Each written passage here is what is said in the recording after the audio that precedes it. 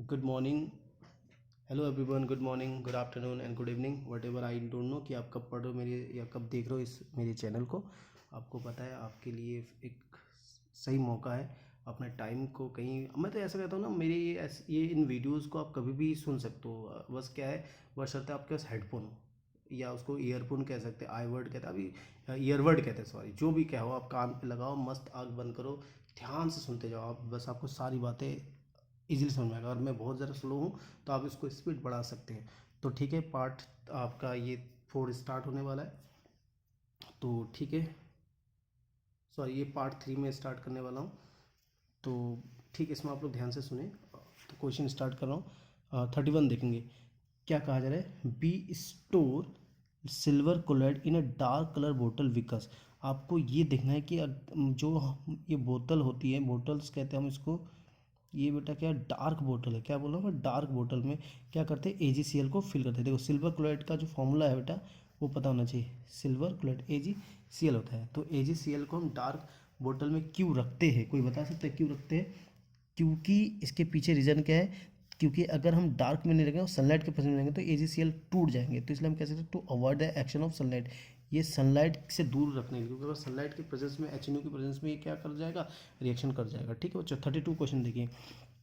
Which substance is use for white washing. आप बहुत easy question है, बार बार पूछा जाता है। ये तो क्वेश्चन बोर्ड क्वेश्चन हर साल आता है, आप चेक कर लीजिएगा। तो यहाँ पे कुछ पूछा गया कि किस इसमें से कौन सा सब्सटेंस है जिसका उपयोग किस में किया जाता है, वाइट वॉशिंग में किया जाता है। तो CaO का उपयोग किया जाता है। कैल्शियम मोनोऑक्साइड भी कहते हैं, यानी कि क्विक लाइम का उपयोग किया जाता है। सेकंड क्वेश्चन, ये क्वेश्चन रिपीट हो रहा है, अगर आप ध्यान से देखो। Tooth enamel is made of. Tooth enamel बना हुआ है, मैंने आपको बोला था कैल्शियम फॉस्फेट का। किसका बना है? कैल्शियम फॉस्फेट का बना हुआ है। बहुत इजी क्वेश्चन है बच्चों। ठीक है, नेक्स्ट क्वेश्चन 34 पे आ जाओ फटाफट। If the pH of, question number 34 में आ जाइए। हाँ, ये if the pH solution is 13, अगर पीएच का मान आपको पता होना चाहिए। अगर 7 है तो आपको पता है ये उदासीन होते हैं, आप लोग इसे कहते हैं न्यूट्रल। 7 के ऊपर जाएगा तो होगा बेसिक, जिसे आप हिंदी में कहते हैं क्षार हो जाएगा। और 7 से कम आएगा तो हो जाएगा अम्ल। ये बात आपको पता होना चाहिए। तब बोला गया कि जो तुम्हारा, तो आप समझ सकते हैं पीएच का वैल्यू कितना बोला, 13। तो क्या हो सकता है? ऑब्वियसली आप समझ सकते हैं बेस तो होगा। कैसा बेस होगा? स्ट्रांगली बेस होगा। ठीक है, the most abundant metal in the earth crust, इस पृथ्वी खनिज के रूप में कह सकता हूँ, इस धरती पर, इस अर्थ पर सबसे ज़्यादा किस मेटल की मात्रा पाई जाती है? अधिक अबंडेंट मतलब सबसे अधिक मात्रा पाया जाता है। 35 का क्वेश्चन बेटा जल्दी से सोचो, आंसर दो। तो आपने सही सोचा, एल्पुनियम इज द राइट ऑप्शन। कह रहे because of high electropositivity, because of high electro यानी कि उच्च वैद्युत, इलेक्ट्रोपॉजिटिव धनात्मकता, क्योंकि उच्च विद्युत धनात्मकता है। कब? जब एटॉम ऑफ मेटल, मेटल के परमाणु कैन इजिली फॉर्म, इजिली बनता है, क्या बनाता है? पॉजिटिव आयन बनाता है। ठीक है, अब देखो क्वेश्चन क्या, IUPAC रूल। इसका IUPAC का फुल फॉर्म क्या है आपको पता होना चाहिए। IUPAC का फुल फॉर्म आप पहले जान ले, तब मैं आगे क्वेश्चन। IUPAC होता है बेटा इंटरनेशनल हो जाता है। क्या होता है प्यारे बच्चों? International union pure and applied chemistry, chemistry होता है बच्चों। ठीक, तो इसमें क्वेश्चन ये पूछा गया कि IUPAC name of first member of homologous series of ketone. Ketone का होमोलोगस सीरीज कौन सा है आपको पता होना चाहिए। कीटोन का अगर हम दिखाए, मान लीजिए CH3COCH3। देखो बेटा ये मैंने कीटोन का ही एग्जांपल लिया। ठीक है, तो कीटोन के केस में इसको क्या नाम हो सकता है? तो अगर मैं यहाँ पे देखा दिया जाए कीटोन के केस में, तो जिसमें ओन लगता हो, तो देखो यहाँ पे ओन, इथानोन, मिथानोन, प्रोपोनोन, ब्यूटानोन, इसमें सारे ओन है। तो अगर फर्स्ट मेंबर की बात बोला, पहला कीटोन में पहला नंबर क्या हो सकता है जिसमें 3 कार्बन, 1 2 3, एक यानी मैथ एथ प्रोप वाला होगा इसमें। देखो option C is the right option. Question number 34 में आ जाए, कोवेलेंट कंपाउंड। अब आपको पता चलना चाहिए कोवेलेंट का मतलब क्या होता है। को मतलब क्या होता है? सह, वायलेंट मतलब साझेदारी, यानी सह साझेदारी, यानी सह समान, सह साझेदारी, जो कि समान साझेदारी, इक्वल साझेदारी जिसमें करता है, वो कंपाउंड है। इनमें से कौन सा वो कंपाउंड? आप लोग थोड़ा तो सोच सकते हैं, तो मैं आंसर अभी पता चल जाएगा। देखिए कोवेलेंट कंपाउंड वो होते हैं, covalent compound are formed by the sharing of electron in the bonding atom. समझ में आ गया होगा आपको। अब कह रहे हैं next question, during the respiration, तो कह रहे during the respiration exchange of gases takes place, यानी कि जब भी हम रेस्पायरेशन करते हैं, श्वसन क्रिया करते हैं, तो तब हमारा गैस क्या होता है? एक्सचेंज होता है, यानी हम ऑक्सीजन लेते हैं, कार्बन डाइऑक्साइड छोड़ते हैं। ठीक है ना बच्चों, समझ में आ गया। तो इसमें कौन सा पार्ट, इसमें 4 ऑप्शन है, कौन सा पार्ट क्या होता है, भाग लेते हैं इस क्रिया में, यानी कि गैसों का लेना और गैसों को छोड़ने में कौन सा पार्ट हमारे बॉडी का भाग लेते हैं। तो ये ऑप्शन बी हो गया बेटा, alveoli of the lungs, alveoli of the lungs हो गया। क्वेश्चन नंबर 40 पे आ जाइए। द एंजाइम पेप्सिन, एक एंजाइम पेप्सिन यूज किया है। पेप्सिन क्या एक एंजाइम है, इज इनएक्टिव, बहुत अक्रिय होता है in stomach without presence of. Pepsin एक एंजाइम है, हमारे स्टमक में पाया जाता है, पर ये अक्रिय रहता है कब, जब नहीं होता है। ऐसा क्या नहीं होगा, तब वो आपको ढूंढना पड़ेगा। यानी अगर हाइड्रोक्लोरिक अम्ल नहीं है, अगर ये HCl नहीं है, तो पेप्सिन आपके पेट के अंदर, हमारे शरीर के अंदर काम नहीं करेगा। अगर HCl की उपस्थिति में काम करने लगता है। ठीक है बच्चों, क्वेश्चन नंबर 41 देखो। People coastal area suffer less from the goitre. आपको पता है जो समुद्री सागर या उस तरीके से एरिया में नहीं, समुद्री किनारे रहते हैं जो लोग, तो उनमें गोइटर होने की चांसेस बहुत कम होती है। दिस इज बिकॉज उनमें गोइटर का मतलब क्या होता है, घेंगा होता है। घेंगा आपको पता होना चाहिए। गोइटर क्या होता है, गर्दन में फूल जाता है, सूज जाता है, तो उसको ये बहुत कम चांस है कि उसको क्या हो, गोइटर हो। ऐसा क्यों रीज़न है, क्योंकि उनके फूड में क्या होता है, आयोडीन होता है। यानी कह सकते हैं वो क्या करते हैं, desi they eat seafood, they eat seafood, वो क्या खाते हैं, समुद्र भोजन खाते हैं, इसलिए। बस खत्म। 42 का क्वेश्चन देखिए, the gap between two neurons is called. आपको पता होना चाहिए, बहुत आसान सा क्वेश्चन, कि आपको पता हमारा बॉडी क्या है, हमारे बॉडी में इतनी जाल है, इतनी मतलब कह सकते हैं कोशिकाओं का जाल है। उस कोशिकाओं के जाल के लिए एक वर्ड आता है तंत्रिका तंत्र। तो बहुत सारे तंत्रिका तंत्र हमारे बॉडी में फैले, वो तंत्रिका तंत्र आपस में जुड़े हुए हैं। तो जो जुड़े हुए पार्ट जुड़ने के लिए, जो उसके बीच में, यानी कि दो न्यूरॉन के बीच का वो खाली जगह क्या कहलाता है उसको बेटा, उसको कहते हैं, हिंदी में भी यही कहते हैं और अंग्रेजी में भी बच्चों यही कहते हैं। क्या कहते हैं, सिनैप्स कहते हैं। आपके दिमाग में रहना चाहिए। इसको आप माइक, इसको क्या करें आप, कान में हेडफोन लगाकर, ईयरफोन लगाकर सुन सकते हैं। तो इसमें क्या होगा, लेकिन जो लोग देख रहे हैं, जो नोट डाउन भी कर रहे हैं, तो उनके लिए और बढ़िया है, वो एक बार के लिए सुन लेंगे तो समझ आएगा। लेकिन हाँ, 1 से 2 बार इस वीडियो को अगर आप देखोगे ना, रिवाइंड करके, स्पीड में करके, तो आपके लिए फ़ायदा है, क्योंकि ये आपके क्वेश्चन आएंगे डेफिनेटली। मैं कह सकता हूँ बोर्ड के एग्जाम में कम से कम ना तो इसमें 10 से 25 क्वेश्चन आएंगे इसमें। 10 से 25 क्वेश्चन, टीचर बहुत 10 से कहा गया, ये नहीं क्या 10 ही आएंगे तो 25 आएंगे, ऐसा नहीं होगा।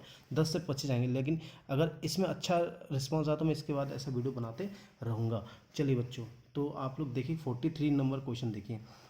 The hormone that support endometrium, endometrium during the pregnancy.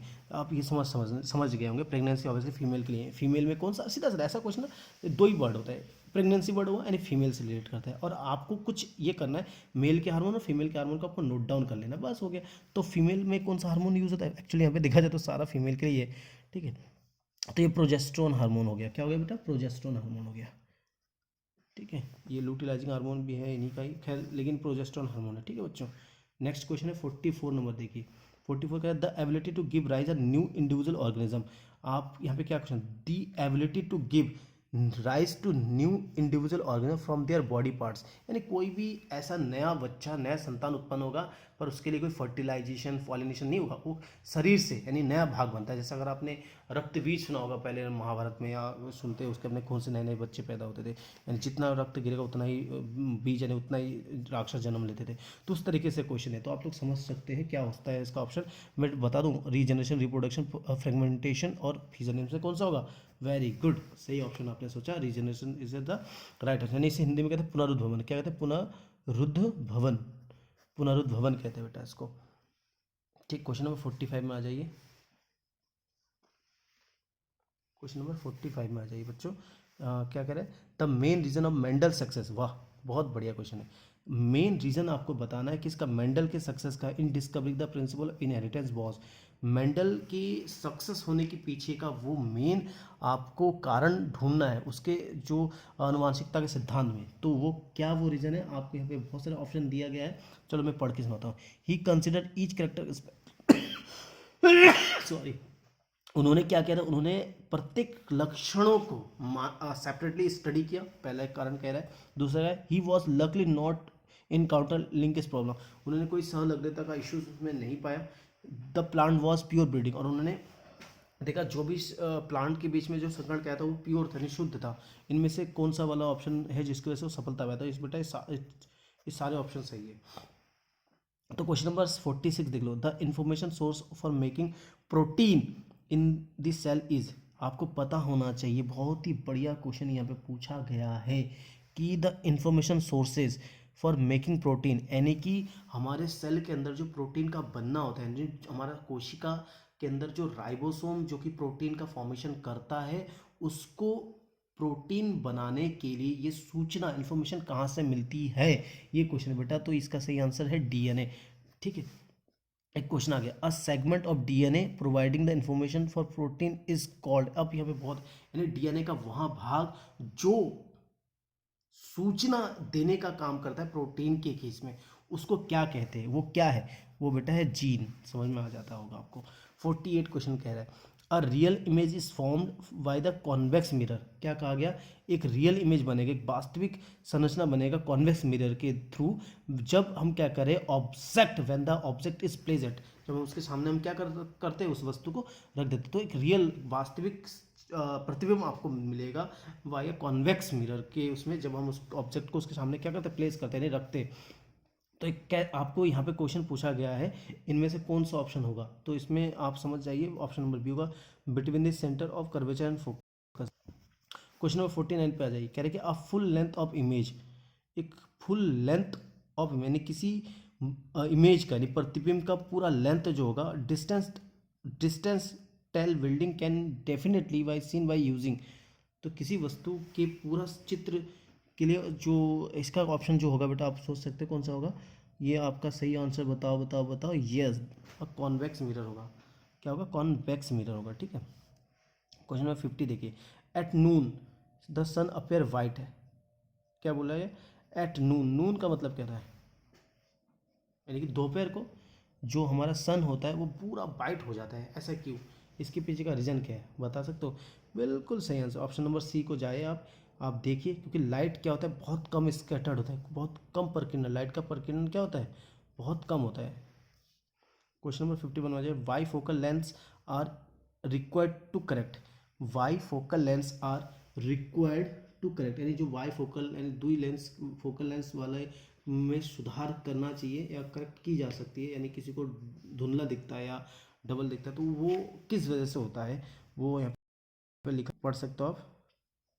Press होविया, क्या लिखा, प्रेफाइविया, प्रेफाइविया, अच्छा नहीं दिख रहा, ये देखिए क्या लिखा है, प्रेस बायो, प्रेस बायोपिया, प्रेस बायोपिया।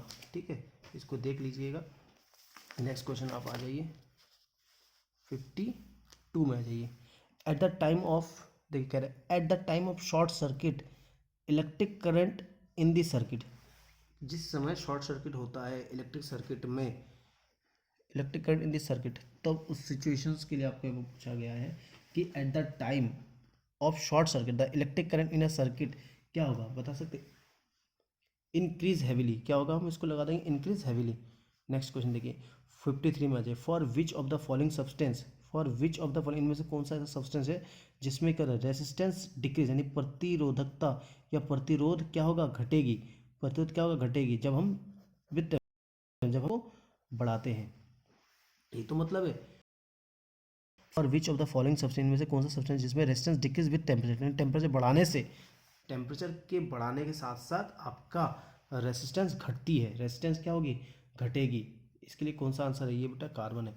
चलो नेक्स्ट क्वेश्चन देखो, a small magnet is place perpendicular to the uniform magnetic field. बहुत बढ़िया, कह रहे कि a small magnet is place, हम क्या करते हैं, एक छोटे से चुंबक को रखते हैं perpendicular of uniform magnetic field के, the forces acting on the magnet, उस समय जो उस मैग्नेट पर जो फोर्स लगेगा, विल रिजल्ट इन, उसके रिजल्ट, उसके परिणाम क्या होगा, उसके अंदर रोटेशनल मोशन होगा, उसके अंदर क्या होगा, रोटेशनल, उसके अंदर रोटेशनल मोशन होगा, ऐसे ऐसे ऐसे ऐसे ऐसे रोटेशन होगा, रोटेशन मोशन में काम करके। 55 क्वेश्चन है, which one of the following substance is magnetic substance, इनमें से ऐसा सब्सटेंस है जो कि मैग्नेटिक प्रॉपर्टी रखता है, आपको बताना है। आप सोचिए कौन सा हो सकता है, बिल्कुल सही जवाब आयरन, लोहा, Fe। मरकरी का होता है यू, और सिल्वर का होता है Ag। नंबर क्वेश्चन नंबर 56 में, food, grace, gracing food, grace मतलब जो घास पत्ते खाते हैं, ग्रेस करते हैं, ग्रेसिंग करते हैं, फूड प्राइमरी कंज्यूमर, जो कि घास फूस प्राइमरी कंज्यूमर यानी हार्बिवरस प्रेजेंट होता है, वो कौन से लेवल में, कौन सा ट्रॉफिक होता है, तो इसका सही आंसर T2 होता है बेटा, T2 यानी ट्रॉफिक लेवल सेकंड होता है। Question number 57, green house gas produce, बहुत ज़्यादा इंपॉर्टेंट क्वेश्चन है, बहुत हर साल हर जगह। इनकम्प्लीट मेथोजन, यानी कि सीधा सीधा कह सकते हैं ग्रीन हाउस गैस उत्पन्न होता है जब क्या होता है, इनकम्प्लीट डिकम्पोजिशन, यानी पूरी तरीके से डिकम्पोजिशन नहीं होता है। किसके द्वारा? Anaerobic bacteria. अनारोबिक बैक्टीरिया को मैं बता दूं, ऐसे बैक्टीरिया जो कि ऐसे बैक्टीरिया को एनारोबिक बैक्टीरिया कहते हैं, एनारोबिक जीव कहते हैं, जो अब्सेंस ऑफ ऑक्सीजन के वो चलता है। मेथनोजन मतलब मेथेन उत्पन्न करने वाले। ठीक है, तो इसमें से आपको ऑप्शन ढूंढना है, समझ में आ गया होगा।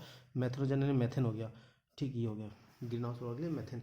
हालांकि इसमें एक के और भी होता है, ग्लोबल वार्मिंग के केस में हमेशा रखना ये होता है, कार्बन डाइऑक्साइड होता है। नाइट्रस एसिड भी बहुत, ये सारे पोल्यूटेंट है, लेकिन मेथेन जो होता है वो ग्रीन हाउस प्रभाव के लिए जिम्मेदार होता है। 58 क्वेश्चन देखिए, population living in the arid and semi arid area of the world. देखिए, population living in the arid or semi arid areas of the world is 40%। क्या है बेटा? 40%। नंबर नेक्स्ट क्या है? द थीनिंग, यानी पतला हो जाएगा। Thinning of ozone layer was first observe in, the thinning of ozone layer was first observe in 1980s। बेटा मैं थोड़ा बहुत देख लीजिएगा, कोई यदि इशू होता है आप मुझसे पूछ लीजिएगा। नेक्स्ट क्वेश्चन आ जाइए, 60 नंबर क्वेश्चन आ जाइए। Which of the following is an area renewable source of renewable, यानी कि जिस रिन्यूएबल का पुनः यानी नवीकरण ऊर्जा कह सकते हैं, नवीकरण ऊर्जा, यानी कि निम्नलिखित में से कौन सा ऐसा है जिसको क्या कर सकते हैं, दोबारा यूज कर सकते हैं, नवीकरण ऊर्जा जिसे हम कह सकते हैं। सोचिए सोचिए कौन सा हो सकता है, देखते हैं कौन बच्चा आंसर देगा इसको, बताइए जल्दी से बताइए आंसर। मुझे तो कोल और पेट्रोलियम नहीं लगा, तो नेक्स्ट इसको पेज टर्न करके देखते हैं इसमें। हाँ, ट्रीज हो गया, वेरी गुड, ऑप्शन मिल गया। इसमें क्या है? इसमें ट्रीज राइट आंसर। अब आ जाओ, the male reproductive part of flower, flower के मेल रिप्रोडक्टिव पार्ट क्या होता है? The stamen are collectively known as, यानी कि नर भाग प्लांट के में जो फ्लावर और स्टेटमेंट जो सब, अगर नर भाग में मेल फ्लावर के पार्ट में जो फ्लावर्स होते हैं, स्टेमेंट होते हैं, उसको कलेक्टिवली क्या कहा जाता है? एंड्रोसियम कहा जाता है। क्या कहा जाता है? एंड्रोसियम। और फीमेल के लिए, ये फीमेल के लिए होता है बेटा, जिसे हम गाइनोसियम कहते हैं। फ्लेमेंट और एंथरियम भी मेल पार्ट के लिए ही इंपॉर्टेंट होता है। अब यहाँ का the theory of natural selection was proposed, ये प्राकृतिक चयनवाद का सिद्धांत किसने दिया था? ये बहुत ही ज़्यादा इंपॉर्टेंट है, डार्विन ने दिया था। नेक्स्ट देखिए, which of the following colour is least scattered of fog, यानी कि निम्नलिखित में से कौन सा ऐसा कलर है जो कि सबसे कम स्कैटर्ड प्रकीर्ण होता है फॉग में, धुआं में या डस्ट में। ठीक है, फॉग, डस्ट, धूल, स्मोक मतलब धुआं, फॉग मतलब बादल जैसा, इसमें किस कलर को सबसे कम स्कैटर्ड होता है? बहुत कम स्कैटर्ड वाला कलर कौन सा है? आपको पता चल गया, रेड, तभी शायद रेड टूल से दिख जाता है। चलिए 64, the odour of acetic acid resemble that, जो आपका एसिटिक एसिड, इसका फॉर्मूला आपको पता है CH3COOH, इसको हिंदी में सिरका कहा जाता है, इसको क्या कहता है? सिरका कहता है। अंग्रेजी में इसको क्या कहता है? विनेगर कहा जाता है। बहुत कोई आसान आसान सा क्वेश्चन है। The number of autosome human body, देखो ऑटोसोम यानी कि सेम का, ऑटोसोम मतलब 44 होता है, यानी टोटल आपको पता होना चाहिए मनुष्य में टोटल 22वां जोड़ा समान होता है, चाहे वो मेल हो फीमेल हो। 23वां जोड़ा ही इंपॉर्टेंट होता है, मतलब नर व मादा के लिए। तो यानी टोटल अगर आपसे पूछा जाए नंबर ऑफ ऑटोसोम तो 44 होगा, लेकिन अगर पूछा जाए नंबर ऑफ क्रोमोसोम्स यानी कितना संख्या है तो 46 कहेंगे। तो इसका आंसर जो क्वेश्चन के अकॉर्डिंग होगा बेटा वो 44 होगा, यानी 44 हो जाएगा। अब क्वेश्चन नंबर नेक्स्ट देखिए 66, the information sources for making protein in the cell, वही क्वेश्चन आ गया, DNA इसका सही आंसर हो जाएगा। अब नेक्स्ट देखो, ओम लॉ रिलेशन या Ohm law related to potential difference with क्या होगा? करंट होगा, क्या होगा? बिल्कुल सही हो जवाब, करंट देखने पता चल जाता है। नेक्स्ट क्वेश्चन पूछा गया, which of the following one will turn red litmus paper into blue, आप समझ सकते हो रेड लिटमस पेपर से ब्लू हो जाता है। आपको पता होना चाहिए लिटमस पेपर का क्या रोल है, तो वो क्या होता है? लाल से नीला हो जाएगा। ऑब्वियसली एसिड तो नहीं होगा, बेस होगा। तो आप ये विनेगर क्या होता है? विनेगर क्या होता है ये आपको पता होता है ना, सिरका कहते हैं। तो कौन सा ऑप्शन होगा देखना पड़ता है। इसमें ऑप्शन देखिए क्या होगा, good, baking soda, baking soda हो गया, बेकरी में जो यूज़ किया जाता है, यानी ये क्या होता है? बेस होता है। क्वेश्चन नंबर 69 देखिए, which of the following type of medicine is use for the treating of indigestion, यानी कम डाइजेशन जब होता है, इनडाइजेशन। आप सोचिए इनमें से किसका यूज़ करते हैं? एंटासिड। मान लीजिए किसी का अपचन हो जाता है, पाचन क्रिया नहीं हो पाता है, तो उसके केस में उसको ऐसे दवाई लेना चाहिए, एंटासिड लेना चाहिए, नहीं एसिड के उल्टा एंटी एसिड लेना पड़ता है। जैसे मिल्क ऑफ मैग्नीशिया भी इसके एक में यूज़ है, मिल्क ऑफ मैग्नीशिया यानी कि दूधिया कह सकते हैं। टूथ इनामल, कई बार कैल्शियम फॉस्फेट है, ऑप्शन नंबर देख सकते हैं, ये हो गया। ठीक, ये क्वेश्चन रिपीट हुआ है, इसको हम छोड़ देते हैं, रिपीटेड क्वेश्चन हो गया। आप सीधा सीधा आ जाइए क्वेश्चन नंबर 73 में आ जाइए। कह रहे थे AC generator work on the principle of AC generator, ये बोर्ड की क्वेश्चन फेवरेट क्वेश्चन है। एसी जनरेटर जो है, एसी जनरेटर वर्क करता है ऑन द प्रिंसिपल, यानी कि एसी के जो जनरेटर है, एसी मतलब अल्टरनेटिव करंट होता है, यानी प्रत्यवर्ती धारा हिंदी में कहा जाता है, वो किस नियम के आधार पर काम करता है, तो आपको पता होना चाहिए Faraday law of electromagnetic induction. देखिए बच्चों, इसको पढ़ लीजिएगा, इलेक्ट्रोमैग्नेटिक इंडक्शन होता है, ठीक है। अगर इसमें थोड़ा बहुत कन्फ्यूजन होगा तो आप पूछ सकते हो। नेक्स्ट है देखो 74, the main constituent of CNG, CNG का क्या होता है फुल फॉर्म, कंप्रेस्ड, आपको पता होना चाहिए, कंप्रेस्ड नेचुरल गैस कहा जाता है, फुल फॉर्म भी कई बार आ जाता है, कंप्रेस्ड नेचुरल गैस होता है, यानी कि संपीड़ित प्राकृतिक गैस भी कहा जाता है। तो आपको पता होना चाहिए इसमें कौन सा रहता है, वो आपका मेथेन रहता है, जिसका फॉर्मूला है CH4 होता है बच्चों। नेक्स्ट है which of the following is more environment family, इनमें से एनवायरमेंटल फैमिली, यानी कि इनमें से कौन सा जो है जो कि एनवायरनमेंट के लिए कोई दिक्कत नहीं करता है। तो अगर आप कोल को जलाएंगे तो में भी दिक्कत करेगा, अगर आप फायर वुड को करेंगे तो भी दिक्कत होगा। मोर एनवायरमेंटल फैमिली, तो इसमें जो आंसर है, मे भी इसमें आप लोग सोच सकते हैं कुछ कन्फ्यूजन हो सकता है, लेकिन मेरे हिसाब से तो लग रहा है चारकोल होना चाहिए। बाकी आप लोग देखेंगे और मुझे बताएंगे।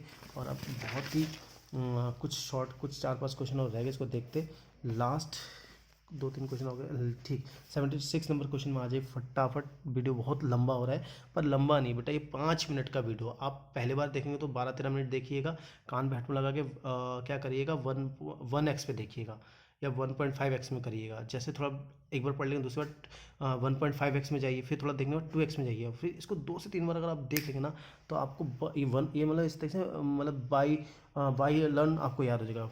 नहीं कह सकते फिंगर में ये सारे आंसर, और एग्जाम में आएंगे, डेफिनेटली आएंगे, आप देखिएगा, डेफिनेटली आएंगे। चाहे आप कोई भी एग्जाम दे, चाहे आप केवीएस के एग्जाम, केवीएस में साइंस आता है, एनवीएस में आता है, और जीके वाला जो पोर्शन होता है, जो किसी भी कंपटीशन एग्जाम में जो जीके आ रहा है, जीके में भी साइंस के कुछ पास से क्वेश्चन आता है, तो इसमें से आपको जरूर देखने को मिलेगा। चलिए नेक्स्ट क्वेश्चन देखिए, ग्लोबल वार्मिंग, देखिए क्या लिखा, global warming causes on increase the level of which of the gas in atmosphere, यानी जो ग्लोबल यानी वैश्विक उष्णता कहा जाता है, ये क्या कहा जाता है, वैश्विक उष्ण वैश्विक उष्णता कहा जाता है कि विश्व में जो गर्मी बढ़ती है वो इसमें से कौन सी गैस की वजह से बढ़ती है, आपको ये पता लगाना है बेटा।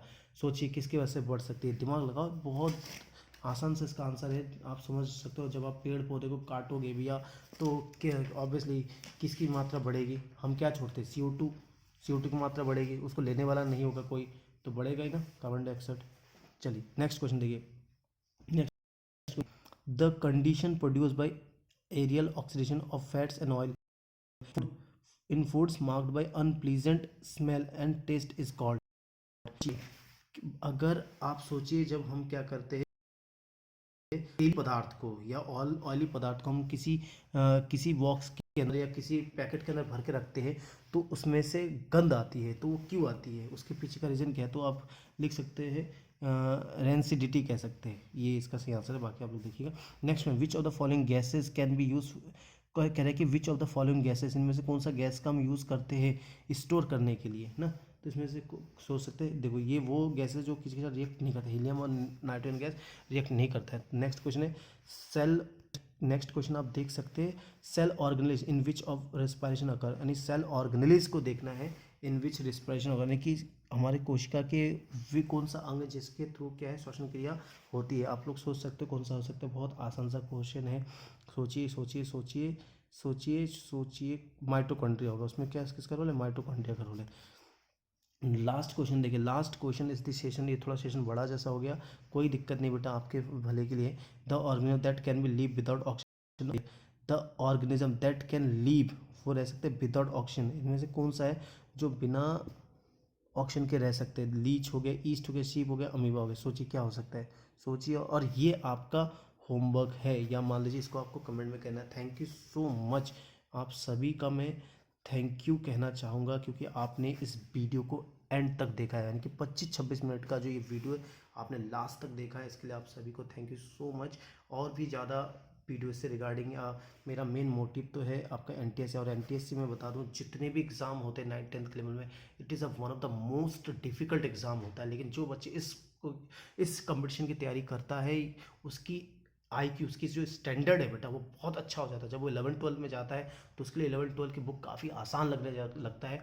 और जब वो 11th-12 की बुक को अच्छे से पढ़ लेता है तो उसके बाद वो IIT हो, यानी कि आपको पता होना चाहिए, मैं इसके बारे में एक वीडियो बनाऊंगा, वो IIT में जाना चाहे या मेडिकल नीट करके मेडिकल में जाना चाहे, उसके वो काफ़ी आसान लगने लगता है। बस आप जुड़े रहे। Thank you so much last तक वीडियो देखने के लिए।